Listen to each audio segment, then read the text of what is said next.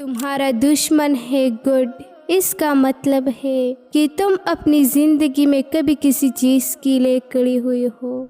دشمن کو ڈسٹروائے کرنے کا بہترین طریقہ ایسے دوست بنانا ہے۔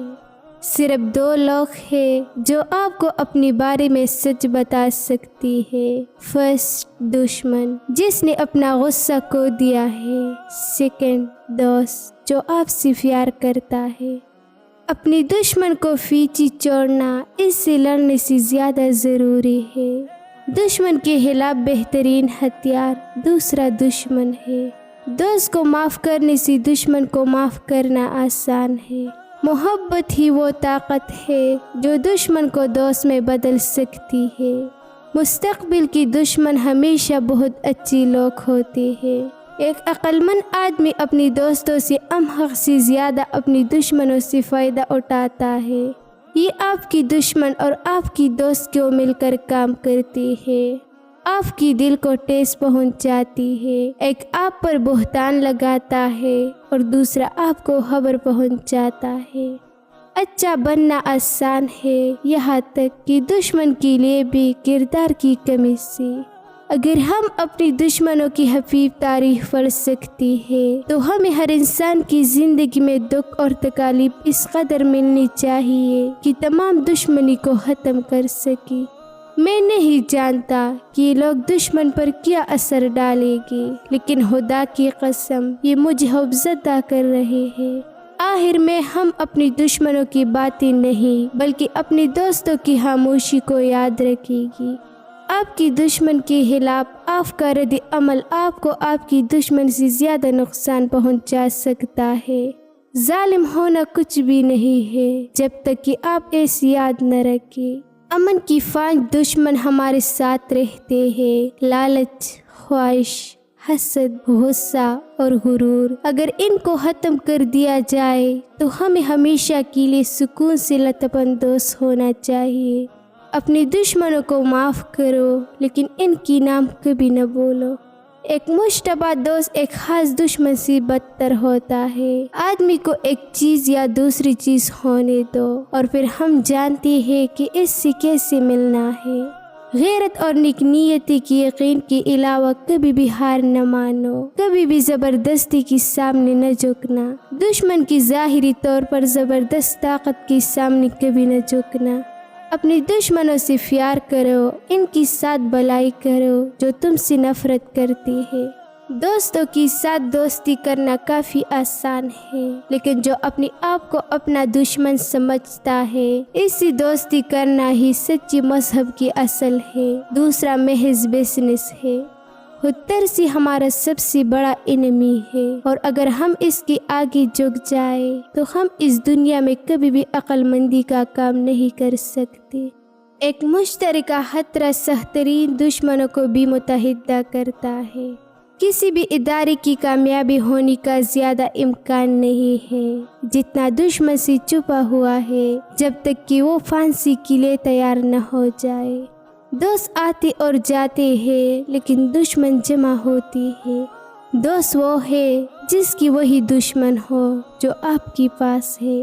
بہترین آدمی اس کا کوئی دشمن نہیں اور نہ ہی اس کا کوئی دوست اس جیسا ہے۔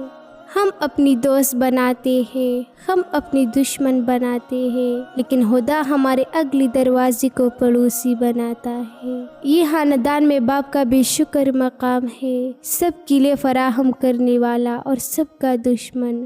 ہالی ووڈ میں کہا جاتا ہے کہ آپ کو اپنی دشمنوں کو ہمیشہ معاف کرنا چاہیے، کیونکہ آپ کبھی نہیں جانتے کہ آپ کو ان کے ساتھ کب کام کرنا پڑے گا۔ کوئی بھی نہیں جانتا کہ اس کا دشمن کون ہے۔ نسل پرستی جاہلوں کے لیے پناہ گاہ ہے، یہ تقسیم اور تباہی کی کوشش کرتی ہے۔ یہ آزادی کا دشمن ہے اور اس کا حقدار ہے کہ سر جوڑ کر اسے ختم کیا جائے۔ ہمیں معاف کرنے کی صلاحیت کو بڑھانا اور برقرار رکھنا چاہیے۔ جو معاف کرنے کی طاقت سے خالی ہے وہ محبت کرنے کی طاقت سے خالی ہے۔ کوئی بھی نہیں جانتا کہ اس کا دشمن کون ہے۔ اگر آپ کو درست رکھنا ہے تو آپ کی پاس اچھی دوست یا سرخ گرم دشمن ہونی چاہیے۔ ایک آپ کو خبردار کرے گا، دوسرا آپ کو بے نقاب کرے گا۔ میں نے خدا سے صرف ایک دعا نہیں کی، ایک بہت ہی مختصر دعا، اے میرے رب دشمنوں کو مسح کا حیض بنا، اور خدا نے ایسے عطا کیا۔ سیکھنا اپنے اندر کچھ خطرات رکھتا ہے، کیونکہ ضرورت کے بغیر کسی بھی اپنی دشمنوں سے سیکھنا پڑتا ہے۔ اپنی دشمنوں سے پیار کرو، کیونکہ وہ تمہیں تمہاری حامیہ بناتی ہے۔ علم کی آدمی کو نہ صرف اپنی دشمنوں سے محبت کرنے بلکہ اپنے دوستوں سے نفرت کرنے کے قابل ہونا چاہیے۔ جو معاف کرنے کی طاقت سے حالی ہے وہ محبت کرنے کی طاقت سے حالی ہے۔ تخلیق کا سب سے بڑا دشمن خود پر شک ہے۔ اس سے بڑھ کر اور کوئی قابل تغریب یا قابل تغریب نہیں ہے کہ جب دو لوگ جو آنکھ سے دیکھتے ہیں، ایک مرد اور بیوی کی طور پر گرب میں رہتے ہیں، اپنی دشمنوں کو الجھاتے ہیں اور اپنی دوستوں کو خوش کرتے ہیں۔ جو آپ کا دشمن غلطی کر رہا ہو تو ایسی کبھی نہ روکے۔ ایک محبت کرنے والا شخص محبت کرنے والے دنیا میں رہتا ہے، ایک دشمن شخص دشمنی کی دنیا میں رہتا ہے۔ خداوند مجھے میرے دوستوں سے بچا، میں اپنی دشمنوں کا خیال رکھ سکتا ہوں۔ اپنی دشمنوں کو ہمیشہ غصے میں لکھی خطوط لکھے، انہیں کبھی میل نہ رکھے۔ میں آپ سے کہتا ہوں کہ میرے بنائے ہوئے دشمنوں سے میرا فیصلہ کرے۔ کبھی ہار مت دو، کبھی نہیں، کبھی نہیں، کبھی نہیں، کبھی نہیں، کبھی بھی نہیں۔ بڑی یا چھوٹی، بڑی یا چھوٹی، کبھی ہار نہ مانو سوائے عزت اور اچھی سمجھ کی۔ جو اپنی آزادی کو محفوظ بنانا چاہتا ہے، ایسے اپنی دشمن کو بھی ظلم سے بچنا چاہیے، کیونکہ اگر وہ اس فرض کی خلاف ورزی کرتا ہے تو وہ ایک ایسی نظیر قائم کرتا ہے جو خود تک پہنچے گا۔